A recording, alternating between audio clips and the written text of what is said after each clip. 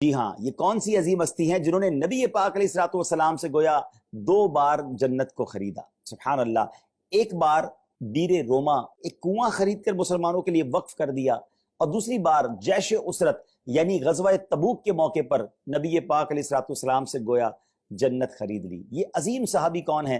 ضرور ان کے بارے میں بتاتے ہیں، مگر بات کرتے ہیں اس عظیم واقعے کی کہ جب نبی پاک علیہ الصلوۃ والسلام غزوہ تبوک کے موقع پر مسلمانوں کو ترغیب دلا رہے تھے کہ اللہ کی راہ میں خرچ کرو، یہ صحابی رسول کھڑے ہو گئے اور اعلان کرتے ہیں کہ حضور 100 اونٹ بما سامان میں اپنی طرف سے راہ خدا میں پیش کرتا ہوں۔ اعلان کر کے بیٹھ گئے۔ نبی پاک علیہ الصلوۃ والسلام نے پھر ترغیب دلائی۔ یہ سردار الاسخیاء، ایک عظیم شخصیت، ایک بار پھر کھڑے ہو گئے، عرض کرتے حضور 200 اونٹ بما سامان میری طرف سے۔ پھر بیٹھ گئے۔ نبی پاک علیہ الصلوۃ والسلام نے تیسری بار جب مسلمانوں کو ترغیب ارشاد فرمائی، یہ پھر کھڑے ہو گئے، جذبہ سخاوت پھر جوش مارنے لگا، عرض کرتے حضور 300 اونٹ بما سامان میری طرف سے۔ اللہ اکبر۔ نبی پاک علیہ الصلوۃ والسلام نے جب ان کا یہ جذبہ دیکھا تو پیارے آقا علیہ الصلوۃ والسلام اپنے ممبر سے نیچے تشریف لائے اور 2 بار یہ ارشاد فرمایا ان کے بارے میں کہ آج سے یہ جو کچھ کرے اس پر کوئی مواخذہ یعنی پوچھ گچھ نہیں۔ امید ہے آپ پہنچ گئے ہوں گے آج کس عظیم ہستی کی بات ہو رہی ہے۔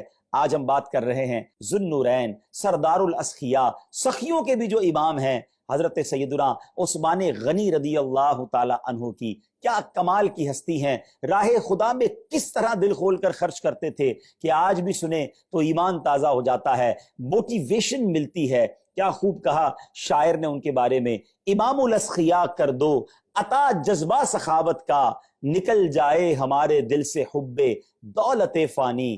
کیا شان ہے حضرت عثمان غنی رضی اللہ تعالیٰ عنہ کی۔ آگے سیدنا عثمان غنی رضی اللہ تعالیٰ عنہ کے بارے میں کچھ سنتے ہیں۔ 18 ذو الحجۃ الحرام جو ہے وہ حضرت عثمان غنی رضی اللہ تعالیٰ عنہ کا یوم شہادت ہے۔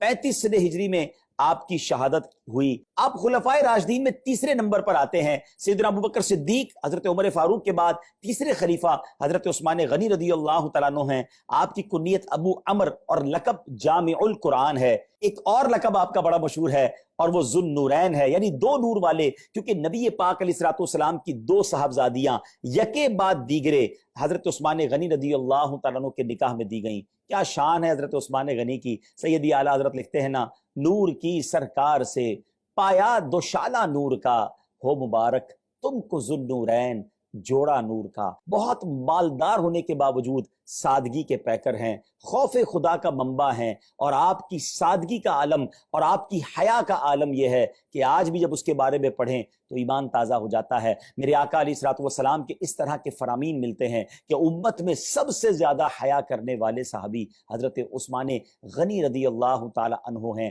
اور آپ مسلمانوں کے کیسے خیر خواہ، کس طرح اپنے خزانے کے ذریعے مسلمانوں کی مدد کیا کرتے۔ کیا شاندار ایک واقعہ ہے کہ حضرت ابوبکر صدیق رضی اللہ تعالی عنہ کا دور تھا ناظرین، اور مدینہ منورہ میں قحط جیسی کیفیت ہو گئی، کھانے پینے کی کمی ہو گئی تھی۔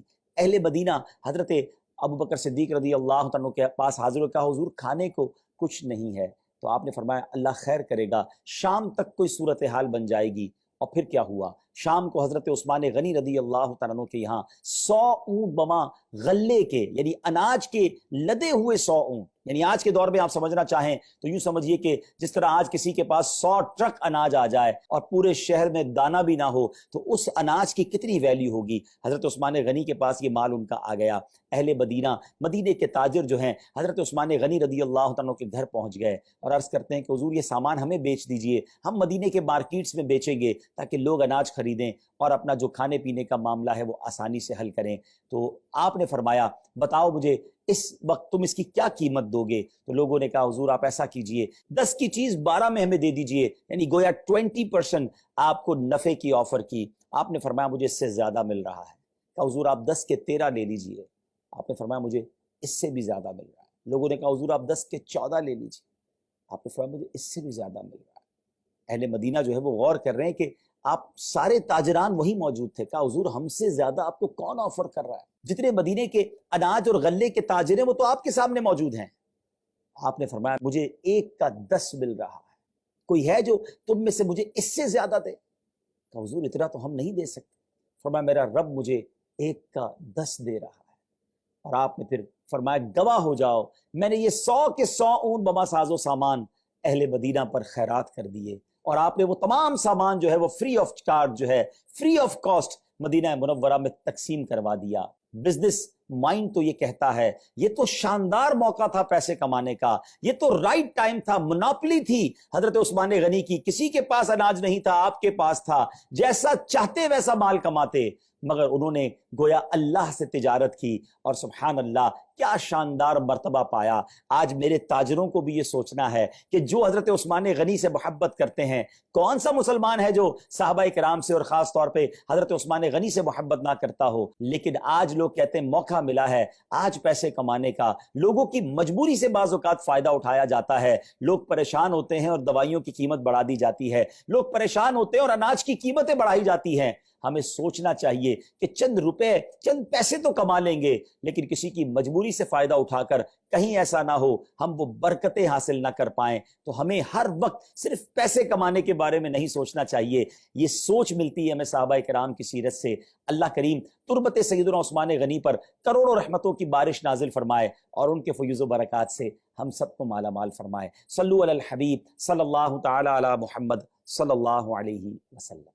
تعریف تیری آقا سے سنی عثمان غنی، عثمان غنی، تم شان